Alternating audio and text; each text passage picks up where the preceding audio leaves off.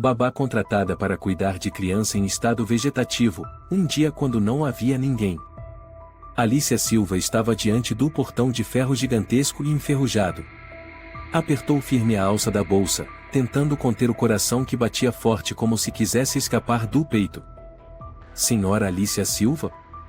Uma voz grave soou no interfone ao lado do portão. Sim, sou eu, respondeu Alicia, a voz ligeiramente trêmula. O portão começou a se mover, rangendo com um som pesado de metal que não via óleo há muito tempo. Alicia atravessou, com o coração carregado por uma sensação estranha, como se estivesse entrando em um lugar onde não deveria pisar. Quem a recebeu foi um homem idoso, vestindo um terno escuro e surrado, magro e alto, os cabelos brancos penteados cuidadosamente para trás. Ele não sorriu. Os olhos frios por trás dos óculos de armação metálica pareciam cortantes. Sou Marcos, o mordomo desta casa.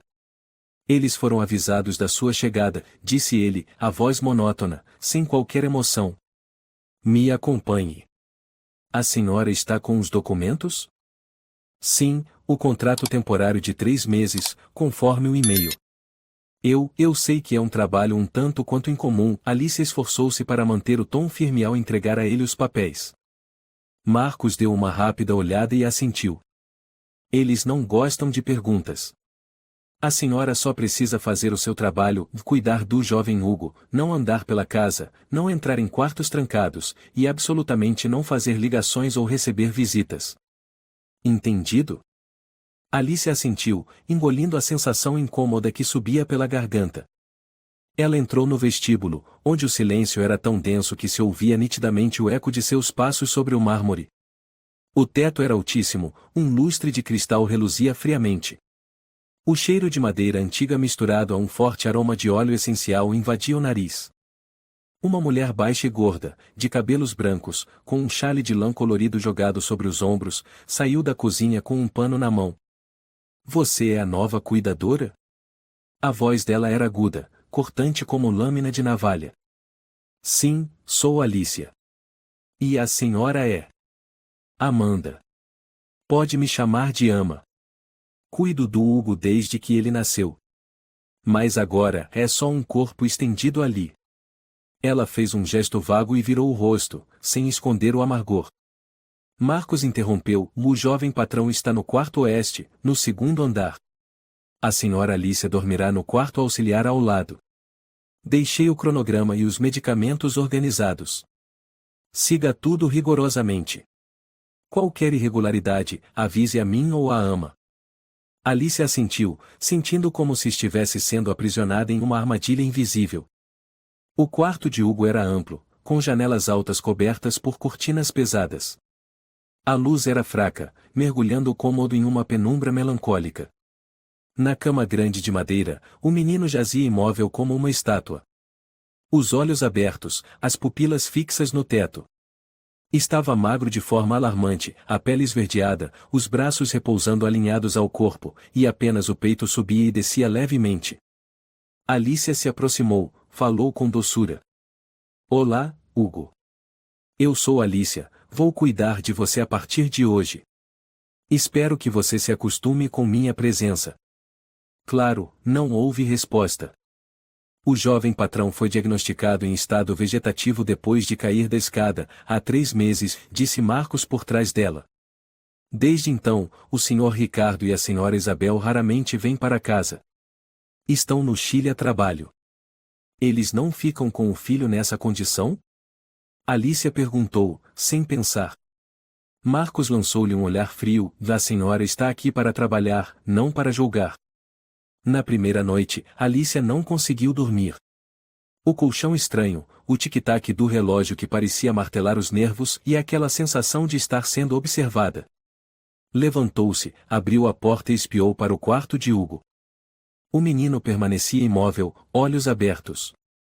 Mas desta vez, Alicia sentiu que aquele olhar não estava vazio. Estava voltado para ela. Não apenas aberto, mas atento. Aproximou-se mais, encarou diretamente os olhos dele. Você consegue me ouvir, Hugo? Sussurrou. Silêncio. Mais uma sensação estranha a envolveu, como se uma névoa invisível se formasse entre os dois. Na manhã seguinte, na cozinha gelada, Alicia sentou-se em frente à ama Amanda, que descascava uma maçã para o café da manhã de Hugo. Dona Amanda, Alicia hesitou. Senti que Hugo me olhou. Não como um reflexo. Como se soubesse que eu estava ali. Amanda ergueu o olhar, franzindo a testa. Você está começando a imaginar coisas. Ele é um cadáver com respiração assistida. Não crie problemas. Você é a terceira cuidadora em 2 meses. Por que as anteriores saíram? Alicia tentou manter a voz neutra. Essa pergunta não é da sua conta. Amanda jogou a casca da maçã no lixo, cortando o assunto. À tarde, enquanto Alicia trocava o soro, um homem desconhecido apareceu no saguão. Vestia terno cinza e carregava uma maleta preta. Senhora Alicia? Ele sorriu, mas os olhos estavam inexpressivos. Sim. Sou o Dr. Fernando. Vim para o check-up de rotina do Hugo. Alicia assentiu, evitando olhar nos olhos dele. Durante toda a visita, o médico não trocou uma palavra com ela. Apenas aferiu pressão, checou os equipamentos e anotou algo num caderno de couro. O menino apresentou algum movimento incomum? Perguntou ele. Não. Mas eu sinto, em certos momentos, parece que ele está consciente. Ele parou, analisando Alicia com o senho franzido. A senhora deve descansar melhor. O cansaço prega peças na mente. Outras cuidadoras já mencionaram isso, não é? Alicia perguntou rapidamente. O doutor não respondeu. Apenas apertou os lábios, recolheu o material e murmurou, até a próxima visita. Naquela noite, Alicia escreveu em seu diário. A primeira página dizia: Dia 1. Esta casa não se parece com nenhum lugar onde já trabalhei. Hugo não é apenas uma criança em estado vegetativo. Há algo aqui como se ele estivesse preso dentro do próprio corpo. O vento soprava pelas frestas da janela, emitindo um sussurro suave. Alicia cantarolou uma canção de ninar que sua mãe costumava entoar. Foi quando um oclíqueo soou no quarto ao lado. Ela saltou da cadeira e correu até o quarto de Hugo. Ele ainda estava deitado, olhos abertos. Mas as pupilas haviam mudado de direção. Estavam fixas nela. Alicia ficou paralisada. O coração batia tão forte que parecia ecoar na sala silenciosa. Os olhos de Hugo, antes voltados para o teto, agora estavam mirando diretamente nela. Sem piscar. Você está me olhando, não está? Sussurrou, se aproximando. Nenhuma resposta. Mas aquele olhar a fez recuar por instinto. Inclinou-se, pousando a mão sobre a mãozinha do menino.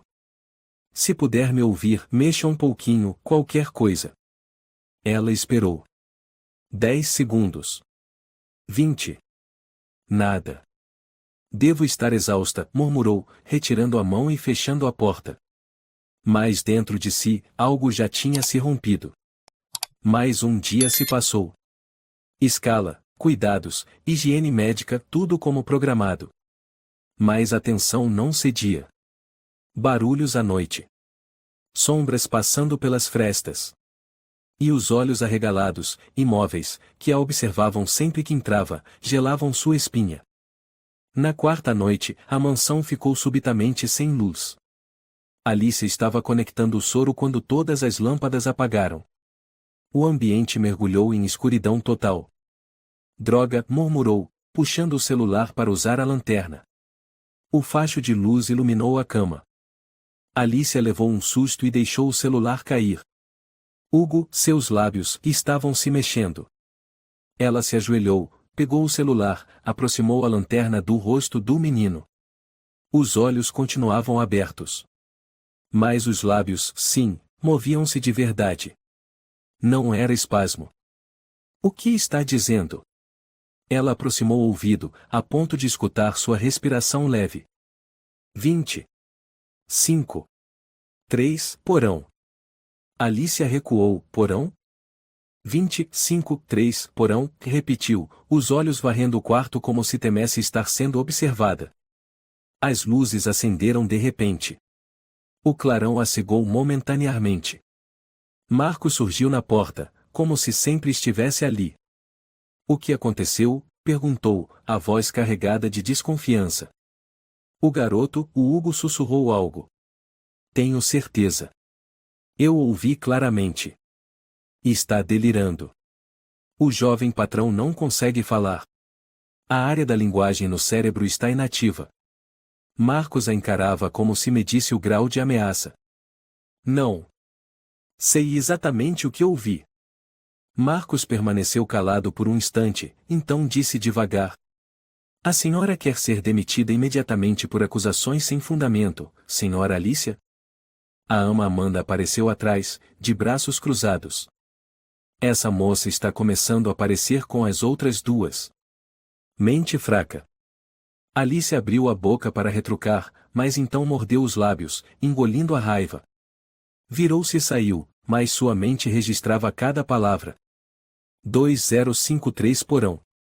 Na manhã seguinte, ao entrar no quarto de Hugo, Alicia se deparou com um dispositivo estranho, uma câmera de segurança, modelo avançado, instalada no canto da parede, com a lente apontando diretamente para a cama e para sua cadeira. O que é isso? Murmurou, espantada. O Sr. Marcos estava atrás dela, sem se incomodar em reagir diante da expressão de choque de Alicia. Após o incidente da queda de energia, a família solicitou reforço na segurança. A câmera gravará 24 horas por dia, 7 dias por semana. Todos os seus movimentos serão registrados. Essa é uma ordem de Isabel. E não pensaram em me consultar antes? Alicia retrucou. Você é funcionária. Não é membro da família. Ele respondeu friamente e se afastou. Alicia olhou para a câmera. Um ponto vermelho piscava. Estão me vigiando. Ela se virou para Hugo, aproximando-se de seu ouvido. Eles têm medo do que você possa dizer, não é? O que você queria me contar, Hugo? Os lábios do menino continuavam imóveis.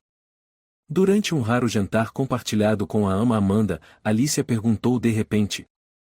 A senhora já desceu ao porão desta casa? Amanda ergueu os olhos, franzindo o senho. O porão. Não. O Sr. Marcos guarda a chave.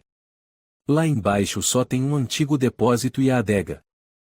Mas por que trancá-lo tão cuidadosamente? Alicia insistiu. Você faz perguntas demais. Por acaso se acha uma detetive? Amanda apertou os dentes e largou o prato na mesa com força. Escute aqui, Alicia. Esta casa tem suas próprias regras. Se não consegue segui-las, pode ir embora. Ninguém vai impedir. Alicia assentiu levemente, deu de ombros, mas por dentro já havia decidido, eu preciso saber o que é naquele porão. No meio da noite, Alicia acordou de um pesadelo onde Hugo estava em pé no quarto escuro, repetindo o porão, como se estivesse hipnotizado. Sentou-se ofegante. Um pensamento a atingiu como um raio, a chave do porão pode estar no quarto do Sr. Marcos. Ela vestiu um casaco e saiu furtivamente para o corredor. A mansão à noite era silenciosa de forma assustadora.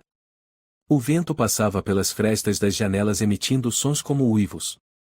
O quarto de Marcos ficava no térreo, no fim do corredor.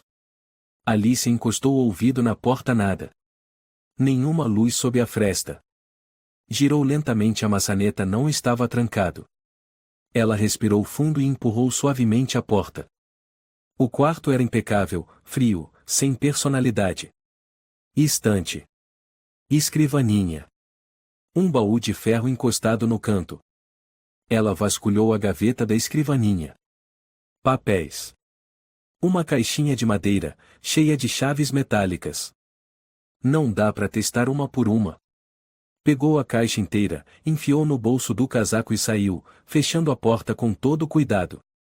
De volta ao térreo, Alicia seguiu no escuro até o fim do corredor, onde havia uma pesada porta de ferro com uma fechadura robusta que ela havia notado antes.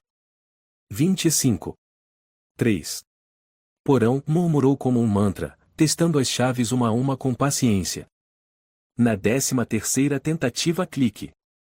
A fechadura se abriu. Ela respirou fundo e puxou a porta de ferro. Um cheiro de mofo e ferrugem invadiu suas narinas. Uma escada de pedra em espiral levava ao nível inferior. Alicia ligou a lanterna e desceu passo a passo, como se cada degrau fosse a fronteira entre a verdade e a loucura. O porão era uma sala comprida, de paredes de concreto espesso.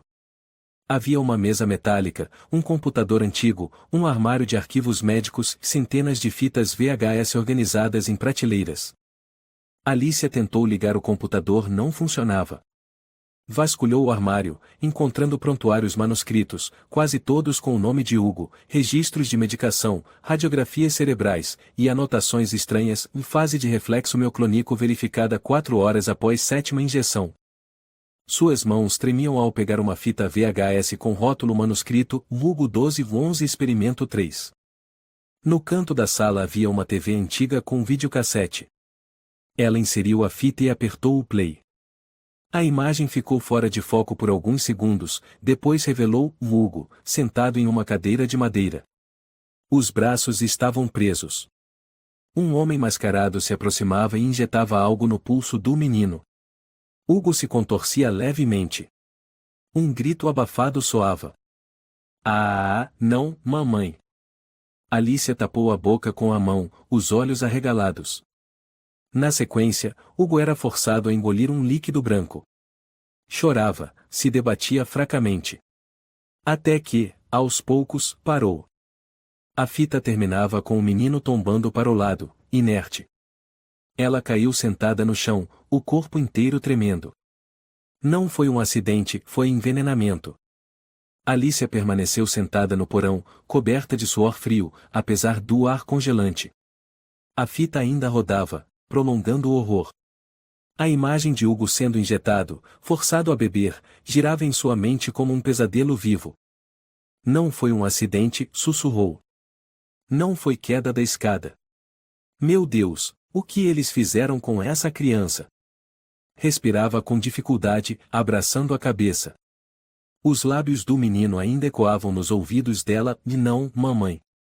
Com esforço, se levantou, foi até a mesa metálica e continuou vasculhando o armário. Achou um maço grosso de papéis com anotações manuais, rabiscos, siglas médicas confusas. Mas o nome de Hugo se repetia sem parar. Uma frase a fez congelar. #4 Resposta positiva, sono profundo prolongado. Ultrapassou o limiar de consciência. Depois, uma lista de medicamentos de origem desconhecida, nomes abreviados, VRM, 12, BLT, célula K. Virando a página, outro prontuário dizia: Hugo, valvo para transferência de herança mais avaliação de resposta biológica. Transferência de herança, murmurou Alicia, o coração disparado. Eles estão usando o próprio filho como cobaia. Por herança. Por poder.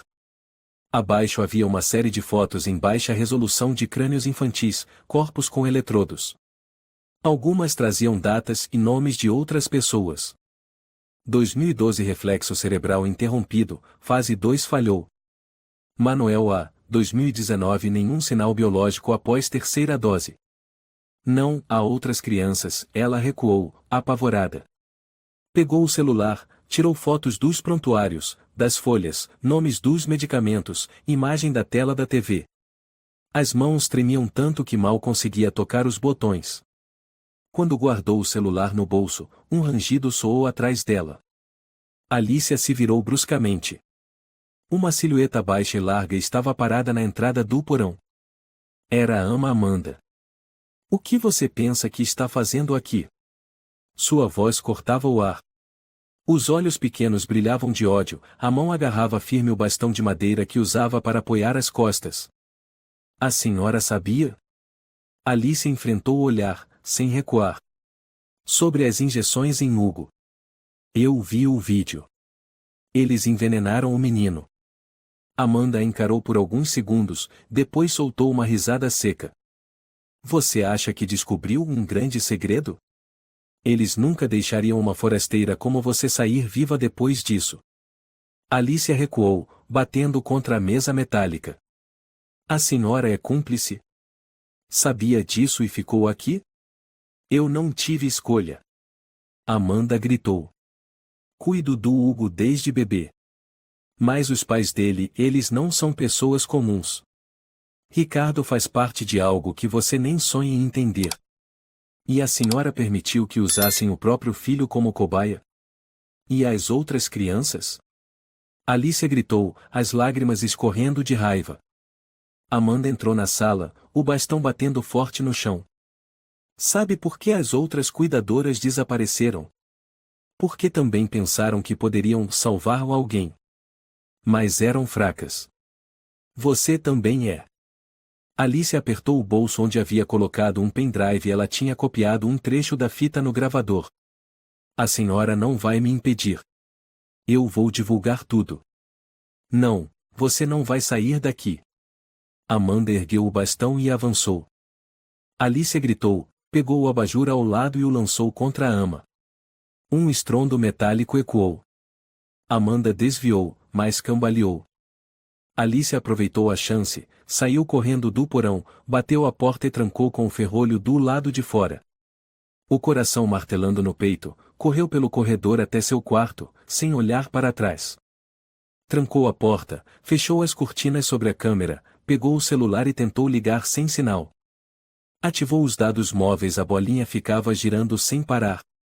Sem rede. Retirou e recolocou o chip, reiniciou o aparelho, nada. No lugar da operadora, 2 palavras. Zona restrita. Isso nunca tinha acontecido. Droga. Eles estão bloqueando o sinal com algum dispositivo dentro da casa. Ela correu até a mala, procurou o pendrive e ainda estava lá. A gravação estava salva. Mas como enviar aquilo para fora? Lá fora, o som de um bastão tocando o piso ecoava. Lento. Ritmado. Aproximando-se da porta. Garota estúpida, a voz de Amanda sussurrou do lado de fora. Acha mesmo que vai escapar? Alicia se encolheu no canto do quarto, ofegante. Ela precisava sair. Agora. 1 hora depois. O Sr. Marcos a convocou à biblioteca. Ele estava lá, junto a 2 homens estranhos vestindo ternos pretos. Senhora Alicia, disse ele, a voz grave, mas sem esconder a raiva. Descobrimos que a senhora entrou no porão sem permissão, violando gravemente o contrato. Está demitida, com efeito imediato. Alicia assentiu, os olhos fixos nos 2 homens ao lado. Ela disse. Também acho que é hora de sair daqui. Obrigada. Uma calma surpreendente, Marcos arqueou a sobrancelha. Por que eu não vou sozinha? Os 3 ficaram em silêncio. Ela os encarou por alguns segundos e então virou-se, saindo da biblioteca. No caminho até o saguão, ela conseguiu enviar uma única mensagem, aproveitando um sinal fraco de Wi-Fi, Alberto, urgente. Tenho um vídeo, preciso de um lugar seguro. Me encontre em Paraisópolis. Não avise ninguém. Ao chegar ao portão, um táxi a esperava. Ela o havia reservado anteriormente pelo aplicativo, quando ainda havia sinal de Wi-Fi no jardim. Ela jogou a mala no banco de trás e entrou sem olhar para trás. O motorista a observou pelo retrovisor. Está bem, moça? A senhora está pálida. Preciso ir para bem longe daqui, murmurou ela. Para onde? Paraisópolis. Zona do Morumbi. Quanto mais isolado, melhor. O carro arrancou na escuridão da noite, deixando para trás a mansão como saída de um outro mundo. Quando chegou ao pequeno apartamento alugado em Paraisópolis, Alicia percebeu que seu celular havia sido bloqueado remotamente. Todos os dados, mensagens e e-mails tinham desaparecido completamente. Ela pegou o pendrive e o conectou ao laptop. Nada. Uma mensagem apareceu. Dispositivo criptografado. Requer acesso de administrador. Ela desabou na cadeira, o olhar vazio. Eles tomaram até minha conta. Pegou um papel com o endereço de um velho amigo, Luiz Ribeiro, especialista em TI, a única pessoa que poderia ajudá-la a recuperar os dados. E se Hugo estava certo, e isso estava longe de acabar. Luiz, preciso de você, disse ela com voz trêmula, em um telefone público antigo perto do ponto de ônibus em Paraisópolis. Apertava o fone como se soltá-lo fosse despedaçar tudo. Do outro lado, sons de digitação, depois uma voz masculina, grave, cansada, mas alerta. Santo Deus, quantos anos, Alicia? O que aconteceu? Achei que você estivesse trabalhando no hospital. Não mais. Saí de lá. Luiz, não tenho tempo. Estão me rastreando. Tenho uma prova em vídeo e algo muito sério. Eles estão silenciando todo mundo. Silêncio. Onde você está? No meu antigo apartamento, no Morumbi. Número 9, segundo andar. Pode vir agora? Me dá 1 hora. Não abra a porta para ninguém. E Alicia? O quê? Tranque o notebook. Não conecte à internet. Te explico quando chegar.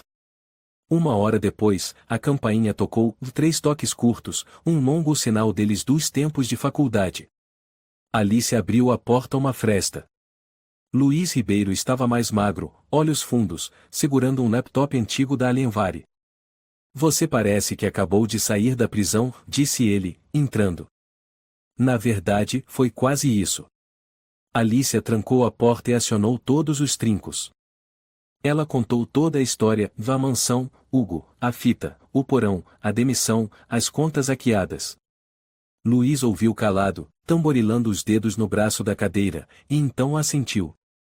Deixe-me ver o pendrive.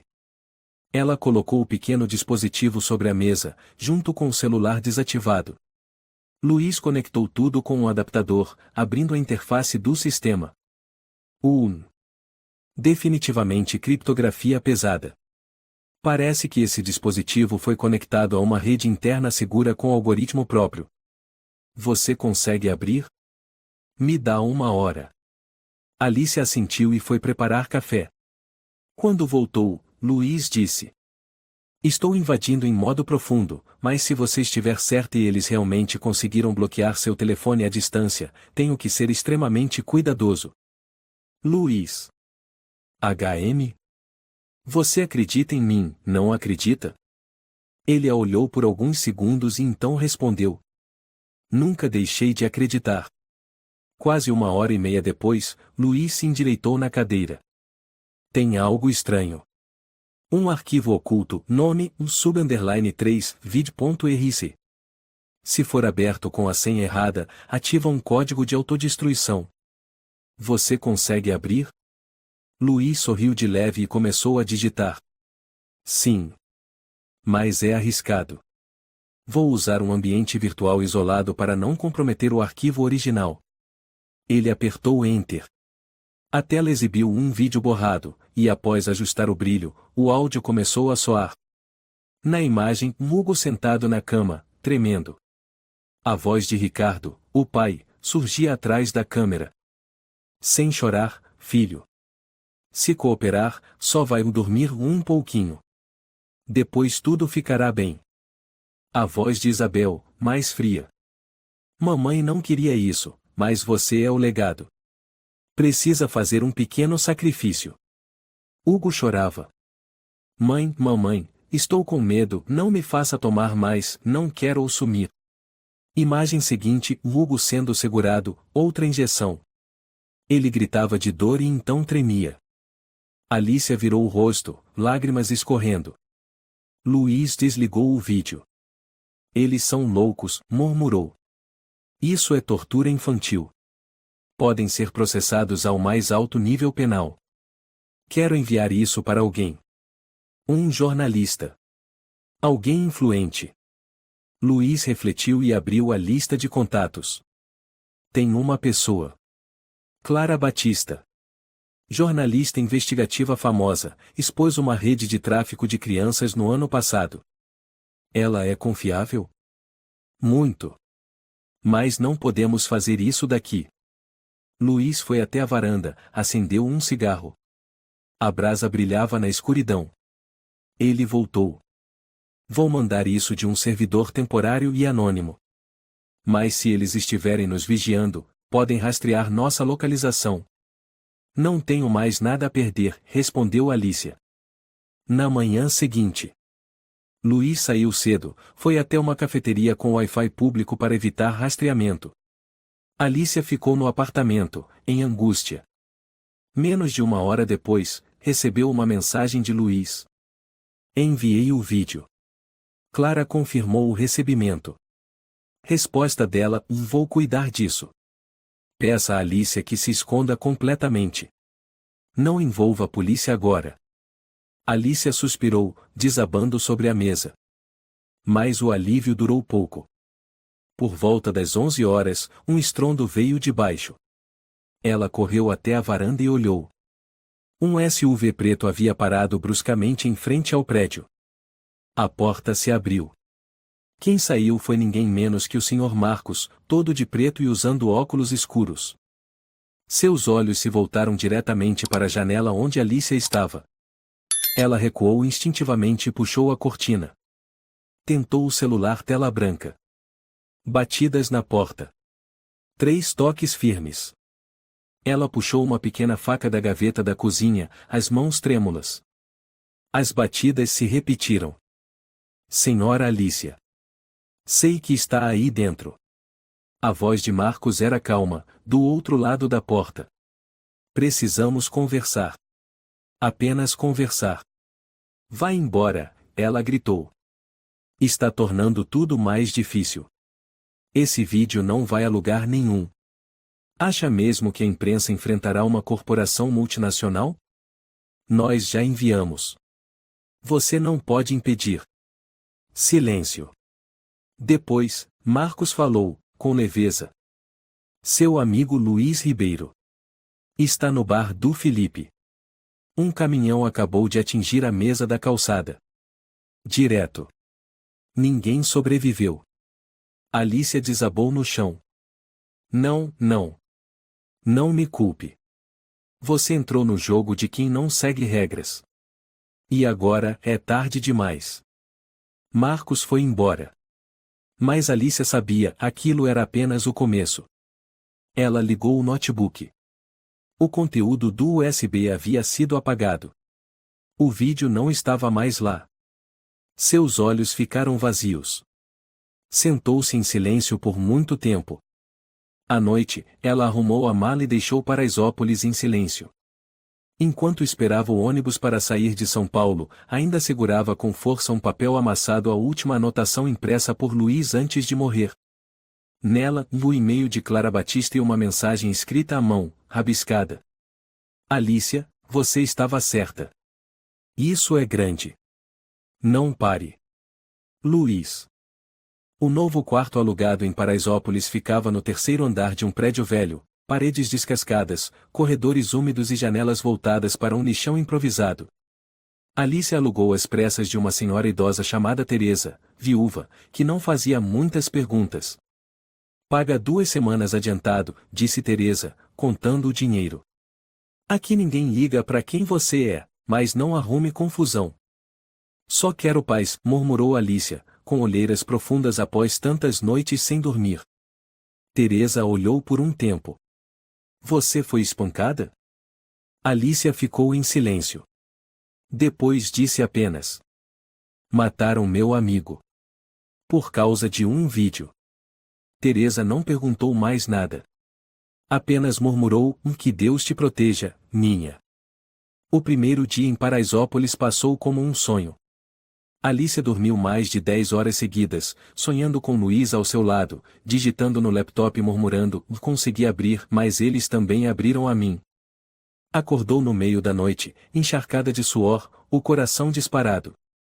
Na janela, alguém havia escrito com o dedo na poeira. Achou que tinha escapado?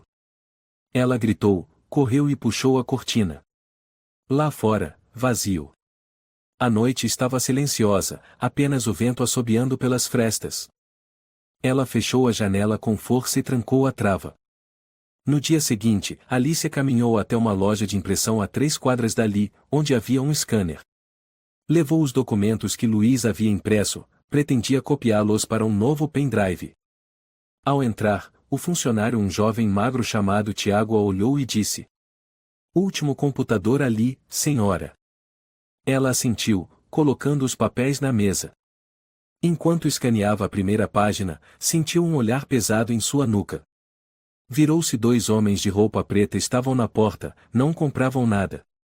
Apenas observavam. "Tiago, a porta dos fundos está aberta?" perguntou ela em voz baixa. Ele assentiu discretamente. "Saída pelo depósito, do lado." Alicia recolheu os papéis rapidamente, tirou o pendrive, baixou a cabeça e saiu pela porta lateral. Ao sair, ouviu passos apressados atrás dela, mas conseguiu cruzar um beco e sumir na multidão do mercado. Naquela tarde, entrou em uma cafeteria para tentar enviar um e-mail a Clara Batista. Mas ao fazer login, apareceu uma mensagem. Esta conta foi temporariamente suspensa por atividade incomum. Tentou outra conta também bloqueada. As 3 contas de e-mail configuradas por Luiz estavam desativadas. "Não pode ser", murmurou Alicia.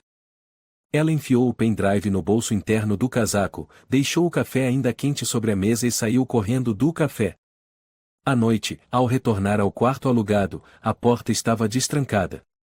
O coração de Alicia despencou.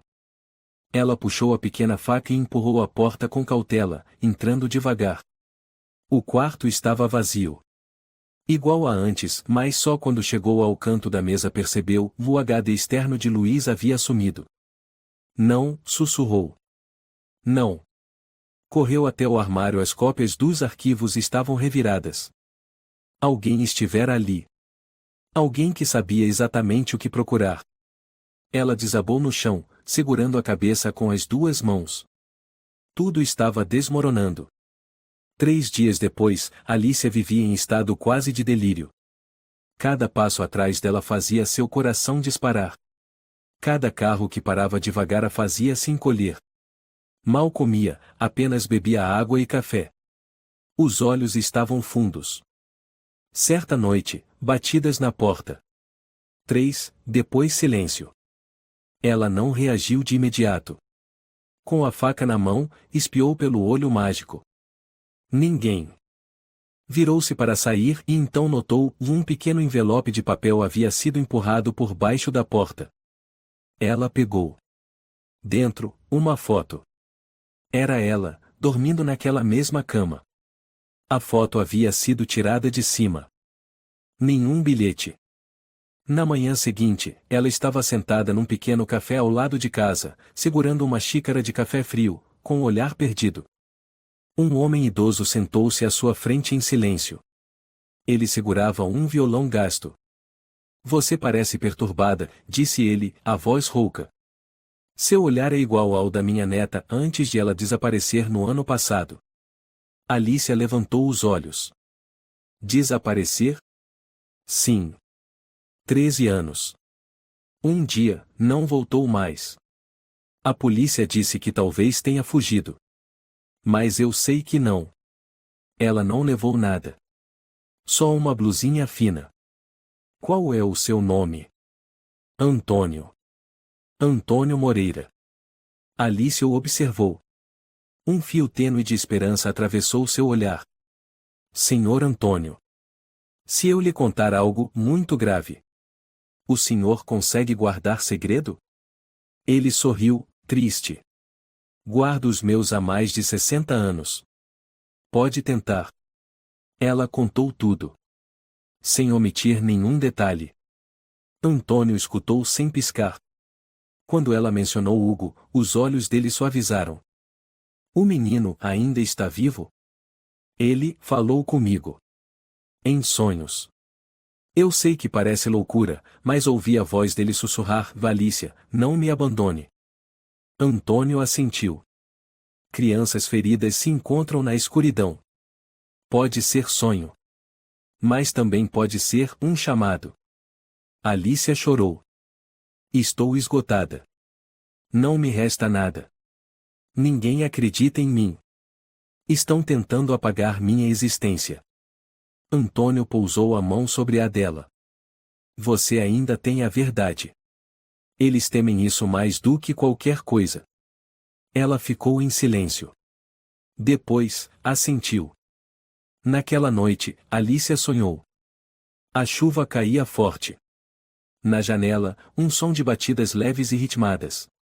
Ela foi abrir. Uma figura pequena, encharcada, com os cabelos grudados na testa, tremia. Hugo. Me ajuda, ele sussurrou, fraco. Consegui fugir, eles têm uma sala com outras crianças também. Ela despertou sobressaltada, o coração aos pulos. Isso não foi sonho. Levantou-se de um salto, correu até o corredor, desceu as escadas. A porta principal estava entreaberta.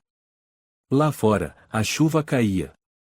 E um par de sapatos infantis, encharcados, estava na soleira da porta. Alicia congelou. As gotas geladas batiam em seu rosto, mas ela não conseguia se mover. Sapatos infantis. Molhados. Tão pequenos. Bem na soleira, como uma mensagem de outro mundo que se tornará real. Não pode ser, sussurrou, os olhos fixos. Um vento frio soprou. Passos pequenos ecoaram pelo beco ao lado. Alicia correu, escorregando nos degraus molhados. Hugo, gritou, como se o coração conduzisse sua voz.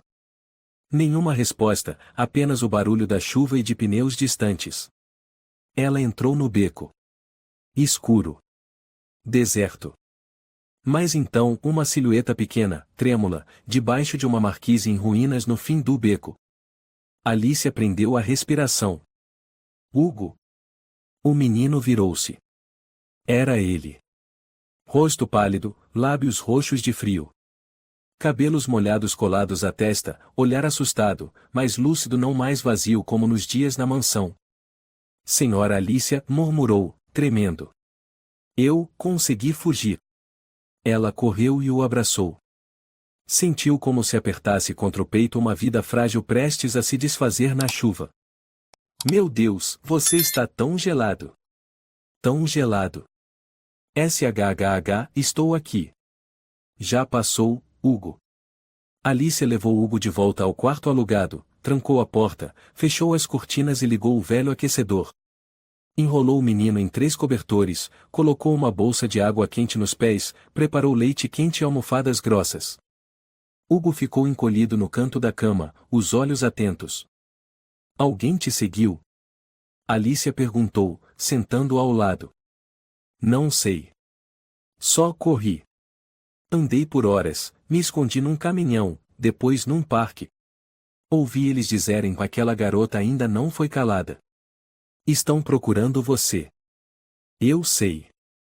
Hugo levantou os olhos. Estavam frios, mas firmes. A senhora ainda lembra de mim, né? Sempre. Alicia sorriu, as lágrimas escorrendo. Achei que tinha te perdido. Ele segurou sua mão, os lábios tremendo. Eu ouvi tudo, nas vezes que eles me injetaram. Achavam que eu não escutava, não entendia, mas eu entendia. Você lembra de algo, Hugo? Lembro do som da câmera, da voz da minha mãe. A Isabel. Ela dizia que o plano de herança seria completo quando o cérebro estabilizasse. Depois me levaram pro porão. Tinham outras crianças também. Alicia segurou a mão dele, a voz falhando. Você chegou a vê-las? Não claramente, mas ouvi. Choros. Gritos. Súplicas. Ele a olhou nos olhos. Acho que nem todas sobreviveram. Na manhã seguinte, Alicia levou Hugo a um pequeno posto de saúde do bairro. Claro, usou o nome falso Adriana Pereira, dizendo que era seu sobrinho que havia se perdido. A médica de plantão, uma mulher de meia-idade chamada Lúcia Fernandes, examinou com cuidado. Quando Alicia perguntou baixinho: Doutora, a senhora percebeu sinais de dano? Lúcia franziu a testa. Várias marcas antigas de agulhas. Algumas com pequenas cicatrizes. E na nuca, parece que havia um dispositivo. Talvez um sensor neural. O quê? Pouco comum, a não ser que alguém tenha feito experimentos ilegais. Não quero me envolver, mas posso redigir um laudo médico neutro para você. Pode ser? Alice assentiu, quase chorando. Obrigada, a senhora salvou meu sobrinho. Lúcia olhou com empatia. Não. Foi você quem o salvou. Continue. Não pare. De volta ao quarto, Alice ligou o velho laptop que restava de Luiz. Hugo sentou-se ao lado, atento. A senhora ainda tem o vídeo? Eles apagaram tudo. Estou tentando reenviar tudo à jornalista Clara. Hugo assentiu. A senhora lembra da música O Sapo Cururu que costumava cantar? Alicia ficou surpresa. Lembro. Por quê? Porque toda vez que a senhora cantava eu sentia como se acordasse dentro do corpo. Como se me puxasse para fora de um buraco escuro. Ela não conseguia responder. Passou a mão nos cabelos dele, depois começou a cantar baixinho. Cante, não chore mais. Os olhos de Hugo se fecharam.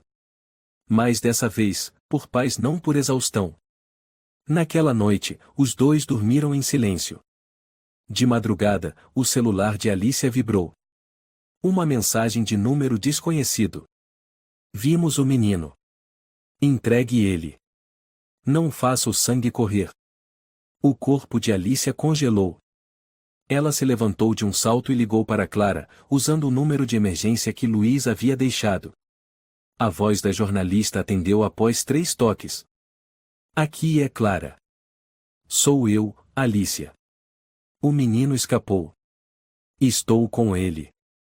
Ele se lembra de tudo. Pode testemunhar. A voz de Clara mudou de tom imediatamente. Não diga mais nada por telefone. Leve o menino à igreja de São José, em Campinas. Padre Miguel está lá. Meus aliados vão buscá-la. Lembre-se e não deixe ninguém segui-la. Alicia anotou o endereço. Clara, obrigada. Não me agradeça.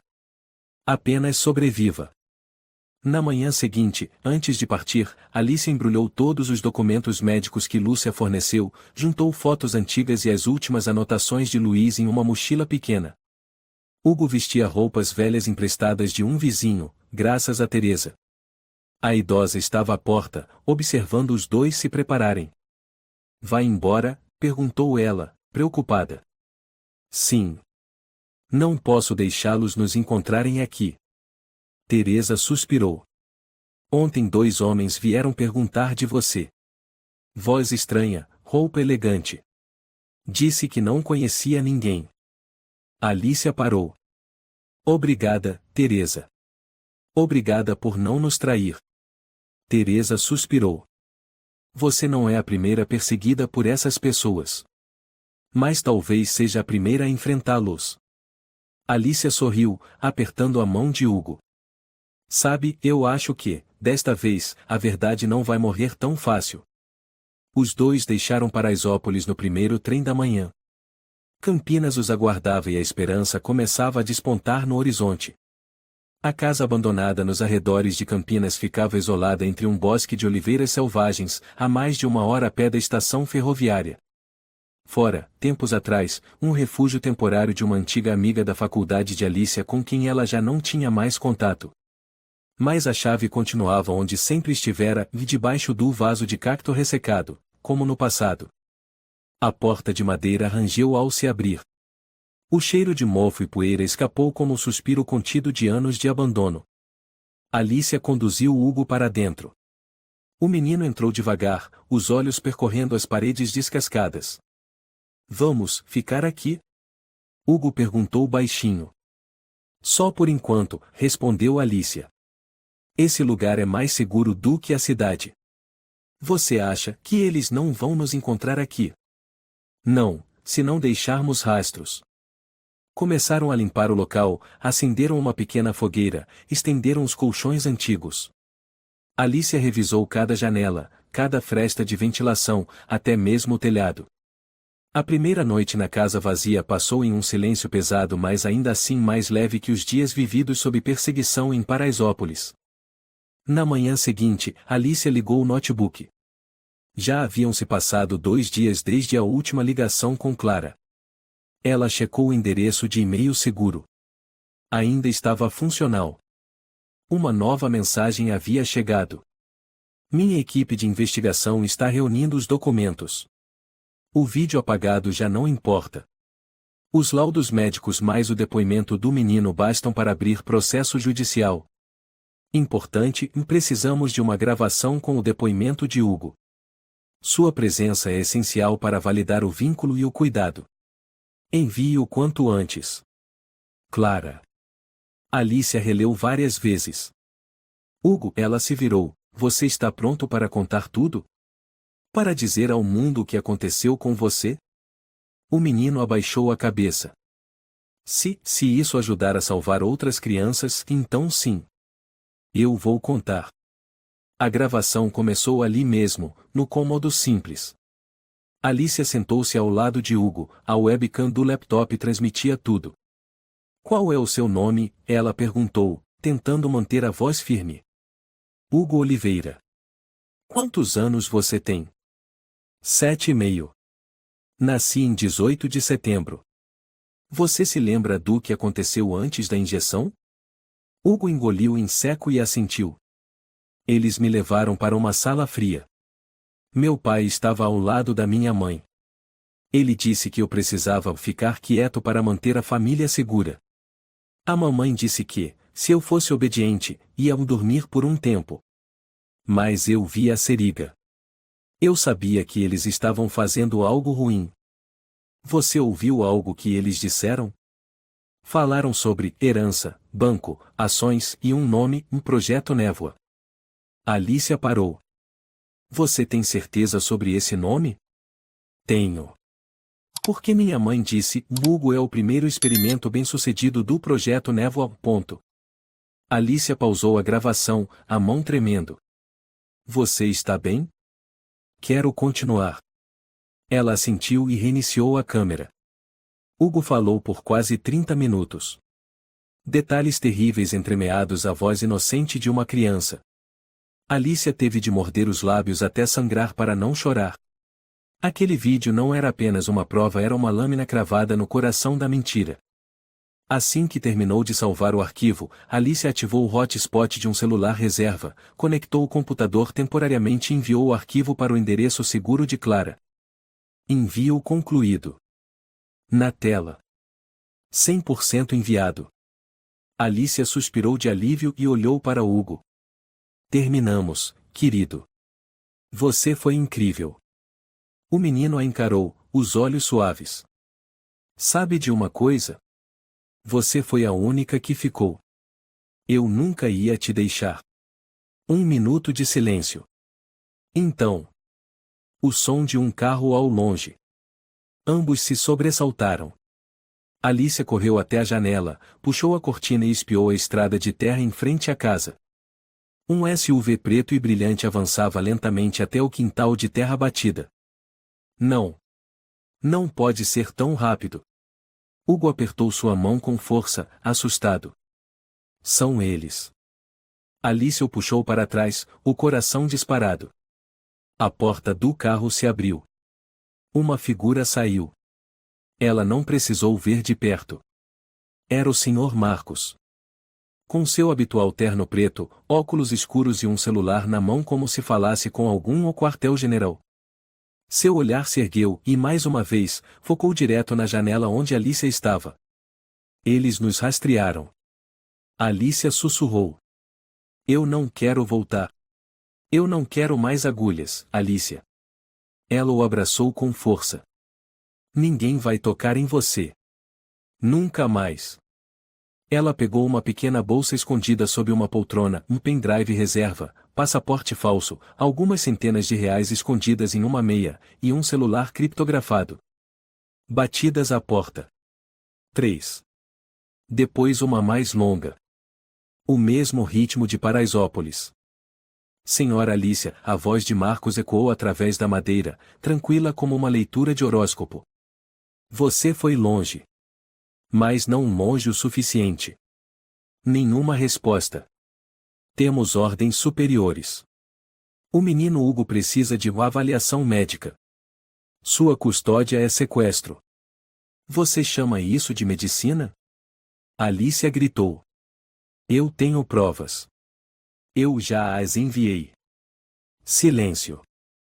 E então, Marcos disse com suavidade assustadora.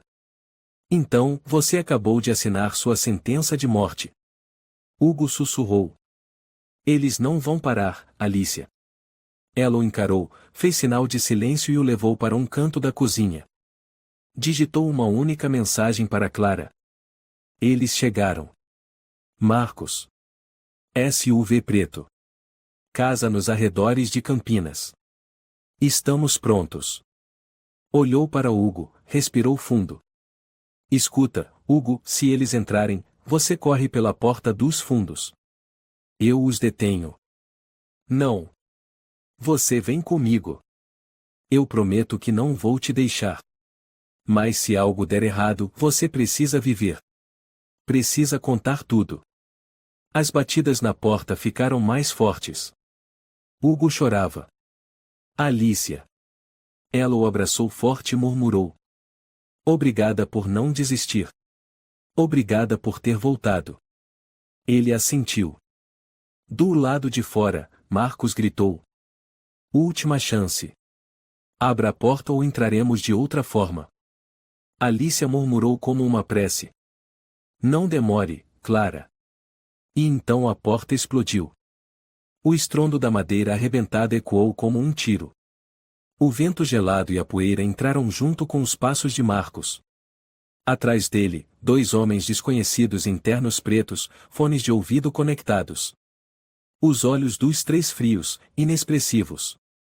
Alicia puxou Hugo para trás. Já segurava a faca de cozinha escondida atrás das costas. Parada aí, disse Marcos, avançando lentamente para o centro da sala. Mais um passo e eu grito. Alicia gritou. Enviei tudo. Clara Batista tem todo o depoimento. Marcos inclinou a cabeça, ouvindo algo pelo fone. Depois, sorriu de lado. Clara pode divulgar em todas as emissoras.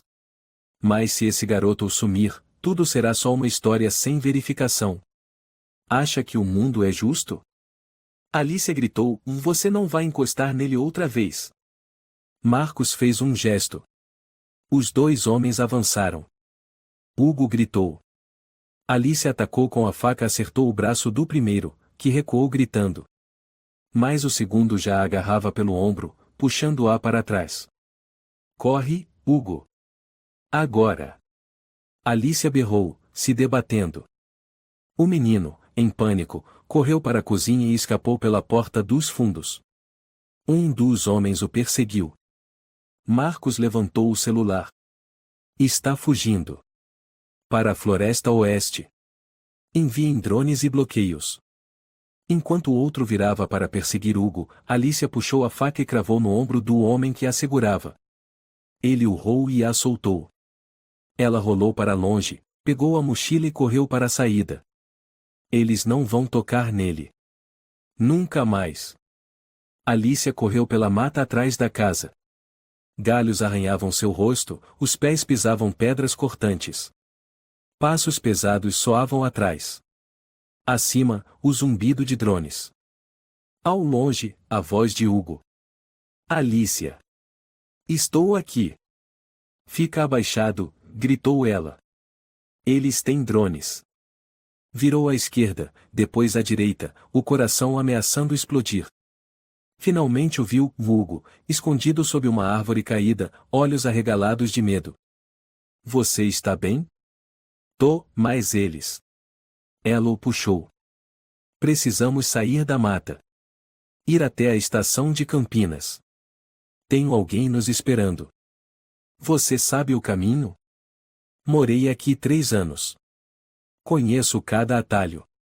Mais de 2 horas depois, chegaram a um bairro perto da estação. Alice entrou com Hugo em um velho bar chamado Cantina da Vila, onde havia trabalhado na faculdade. Por dentro, tudo igual, luz amarela, cadeiras bombas, cheiro de cerveja antiga. Atrás do balcão, um homem de barba aparava copos. Carlos chamou Alicia. Ele olhou. Franziu a testa. Quem? Meu Deus! Alicia? Sou eu. Preciso de ajuda. Agora. Carlos viu Hugo. Seu rosto ficou sério. Você tá em apuros? Não é só problema. É vida ou morte. Do menino. Minha. E de muitas outras crianças. Carlos assentiu. Venham pelo porão. Atrás do balcão. Vou trancar a porta da frente. No porão, luz fraca. Alicia contou tudo. Hugo murmurou suas lembranças. Carlos não interrompeu. No começo parece ficção, disse ele. Mas eu acredito. Precisamos ir à igreja de São José. Clara vai enviar alguém. Você tem um carro? Tenho uma van de entregas. Sem rastreador. Diesel antigo. Perfeito então. Carlos os conduziu até uma van estacionada no Beco dos Fundos. No caminho, Hugo perguntou. Tia Alicia, se a gente sobreviver e eu vou poder viver como uma criança normal? Ela sorriu, apesar dos olhos ainda carregados de preocupação. Eu não vou deixar ninguém te machucar de novo. Você é uma criança forte, Hugo. Nunca pense o contrário. O menino apertou a mão dela com força. A senhora lembra da música O Sapo Cururu? Lembro, sim. A senhora pode cantar para mim? Isso me acalma. Alicia olhou pela janela e então começou a cantar. Ai, ai, ai, ai, e canta Y no Loures. O menino fechou os olhos. Seus lábios se moviam, acompanhando baixinho a melodia. Carlos olhou pelo retrovisor. Sua voz continua bonita como na época da cantina da vila. Ela deu uma risada, a primeira em muitos dias vividos no inferno. Na igreja São José, o padre Miguel já os esperava. Um homem de meia idade, vestindo batina preta, rosto sereno e olhos penetrantes. Fomos avisados, disse ele, pegando a mochila que Alicia lhe entregava.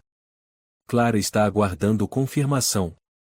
Hugo será imediatamente colocado sob proteção especial de testemunha menor de idade. E eu? Você será incluída na lista de proteção pessoal. Mas Clara pediu que você pense bem. Se decidir testemunhar, talvez nunca mais tenha paz. Alicia olhou para Hugo. O menino estava sentado nos degraus, brincando com um crucifixo de madeira pendurado no pescoço. Ninguém deveria ter paz enquanto ainda houver crianças sendo usadas como cobaias. O padre Miguel assentiu. Então vamos começar. 3 dias depois. Todos os dados foram enviados para a emissora nacional. Clara Batista, jornalista investigativa renomada, estava diante das câmeras, o olhar firme. Hoje revelamos uma verdade estarrecedora sobre o caso de Hugo Oliveira, filho do empresário Ricardo Oliveira e da senhora Isabel Oliveira. Segundo investigação independente, o menino foi envenenado e mantido em cárcere privado para servir a um projeto secreto chamado Projeto Névoa. As acusações incluem tortura infantil, uso de substâncias não autorizadas e conspiração para usurpação de herança. Na tela atrás dela apareceu uma foto recente de Hugo. Ele sorria levemente, com o cabelo cortado e os olhos brilhantes. Hugo sobreviveu. E contou tudo. Nos bastidores, Alicia apertava a mão de Hugo. Está pronto? Ela perguntou. O menino assentiu. Eu vou falar. Aplausos ecoaram ao fim da transmissão. Clara se aproximou, vinda da plateia, e segurou a mão de Alicia. Você fez o que ninguém teve coragem de fazer. Alicia sorriu levemente. E agora? Clara sorriu também. Agora é a vez deles pagarem. 24 horas após a transmissão especial de Clara Batista, o Brasil inteiro estava em choque. Na sede da Polícia Federal em São Paulo, 2 carros blindados estacionaram em frente à mansão da família Oliveira. Marcos abriu a porta da frente de pijama, com o rosto ainda sereno. Oficial, disse ele, encarando o líder da operação. O que está acontecendo? O oficial, de estatura baixa e olhar afiado, ergueu o mandado. Mandado de busca e prisão. Senhor Marcos Santos, o senhor está sendo acusado de cumplicidade em cárcere privado, maus tratos a menor, destruição de provas e obstrução da justiça. Ordem judicial de urgência. E que provas vocês têm? Marcos arqueou a sobrancelha, com desdém. O oficial respondeu curto. Temos vídeo. E o depoimento direto do menino que vocês chamavam de o experimento número 3. Marcos empalideceu. Pela primeira vez, sua calma se desfez. Naquela mesma noite, o noticiário exibiu Ricardo Oliveira sendo levado algemado de um hotel de luxo em Brasília. Isabel Vieira foi presa no aeroporto, tentando embarcar para o Panamá. A senhora está sendo acusada de envenenar o próprio filho com o objetivo de assumir sua herança e o seguro de vida, relatou a repórter diante das câmeras. Além disso, documentos encontrados no porão da mansão indicam que ao menos 2 outras crianças podem ter desaparecido. Na cena do crime, um policial falou baixinho ao rádio. Foram encontradas 2 camas de ferro com correntes, vários equipamentos médicos sem origem confirmada e amostras de sangue que não correspondem ao DNA de Hugo. Provável existência de outras vítimas. Na sala segura para testemunhas, Alicia estava ao lado de Hugo, assistindo ao jornal na TV. Está vendo? Ela sussurrou. A verdade pode demorar, mas sempre aparece. Hugo assentiu, com os olhos brilhando. A senhora acha que eles vão mesmo ser presos? Não só presos. Eles serão julgados diante de todo o país. Todo mundo sabe seu nome agora. Mas desta vez, não como vítima. Hugo sorriu de leve. Sinto como se alguém tivesse tirado um peso de cima de mim. Alice apertou a mão dele com carinho. Isso se chama liberdade, Hugo. 2 dias depois, Alicia recebeu uma ligação especial de Clara Batista. Alô, Alicia. Tenho uma boa notícia, a emissora nacional quer organizar uma coletiva especial. Você e Hugo estão convidados como convidados de honra. Nós 2? Alicia perguntou, surpresa. Sim. Você foi a única que não recuou. Hugo virou símbolo da verdade revelada. Isso não é mais uma história pessoal. É um alerta para todo o sistema. Alicia ficou em silêncio por alguns segundos, depois respondeu. Estamos prontos, Clara. Mas se eles tentarem voltar, eles não terão chance. O país inteiro está assistindo. E você tem uma equipe jurídica inteira ao seu lado agora. Naquela noite, no estúdio principal da Record, o ambiente estava solenemente decorado. Centenas de jornalistas, advogados, médicos e representantes de organizações de proteção infantil estavam presentes. Clara Batista estava ao centro do palco, com a luz refletindo seu rosto determinado. Hoje ela declarou: não apenas desmascaramos um crime, mas provamos que a coragem de uma só pessoa pode mudar o destino de uma criança. As luzes se voltaram para a primeira fileira. Alicia, de mãos dadas com Hugo, subiu ao palco sob aplausos intensos. Recebam Alicia Silva, que arriscou tudo para trazer a verdade à tona. Alicia parou diante do microfone, um pouco trêmula. Há alguns meses, eu era apenas uma cuidadora desempregada. Aceitei um trabalho sem saber que estava entrando num pesadelo. Mas foi justamente no lugar mais escuro que encontrei uma luz, chamada Hugo. Ela se virou para o menino. Esse garoto, de algum modo, me chamou de volta, e não apenas com a voz, mas com o olhar, com a resistência. Hugo não desistiu, mesmo preso dentro do próprio corpo. Ela apertou mais a mão dele. E se há algo que quero que o mundo saiba, é que nenhuma criança deve ser usada como objeto. Ninguém tem o direito de decidir o destino de uma criança, nem mesmo os pais. Silêncio. Depois, uma nova onda de aplausos. Quando Alicia se preparava para sair do microfone, Hugo soltou sua mão e deu um passo à frente.